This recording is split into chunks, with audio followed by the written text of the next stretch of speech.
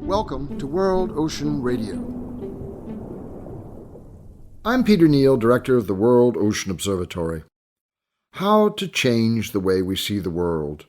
We've been schooled to visualize and understand our global arrangements by maps and projections, specifically the Mercator projection that aligns the hemispheres west and east in a relationship that has informed our relations, conflicts, and cultures as apposite, often opposite. On the surface it appears a balanced view, a terrestrial equilibrium that affirms landmass as its focus surrounded by an indifferent sea. That worldview was challenged when in 1972 a photograph of Earth from space taken by the Apollo 17 space mission revealed our planet as fragile entity in a cosmic ocean, a blue marble, mostly water, protected by a wafer-thin of atmosphere itself vulnerable, primarily from anthropomorphic action from within.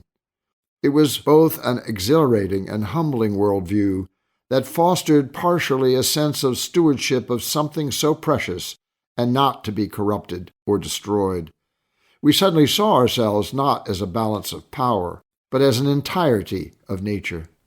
Visualization, then, is a powerful tool for understanding beyond data that enables transformative perspection and opens our minds and conventions to question.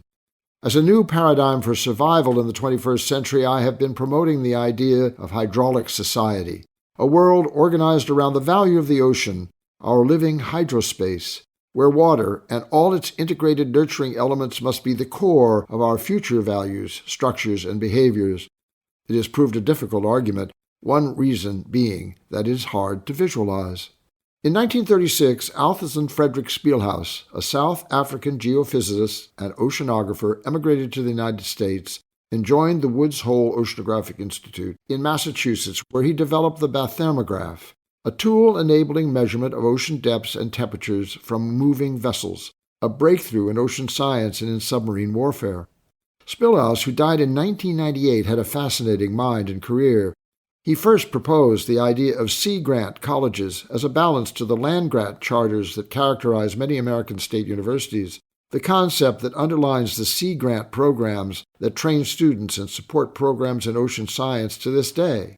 He was an iconoclast communicator. He was on the Science Advisory Board of the American Newspaper Publishers Association, and from 1957 to 1973, he created Our New Age, a Sunday cartoon feature for science literacy that appeared in color comic sections of some 93 American newspapers. He exposed millions of readers to science and the ocean, but remains mostly unknown. One of his most brilliant accomplishments, developed in 1979 with Robert Hansen and Erwin Schmidt, was what has become known as the Spilhaus World Ocean Map, a projection of Earth centered on Antarctica that projects the ocean as the central focus of a new, astonishing worldview, pushing the land to the outer edges of the square, thus reorganizing our global geography around the true natural systems of the world ocean, across which nations are organized and connected.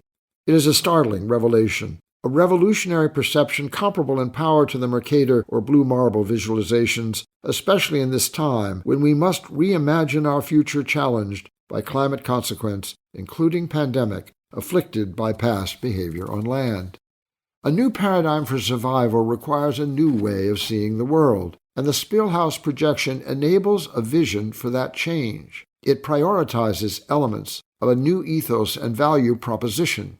It becomes a framework for planning, policy, and performance. In my book, The Once and Future Ocean, published in 2016, I put it this way: if we can envision the ocean as beginning at the mountaintop and descending to the abyssal plain, if we can relate to water as an organizing principle for how we live in and on the land, then we can understand the protection of its integrity, free-flowing and pure, in relation to the most important requirements for successful living.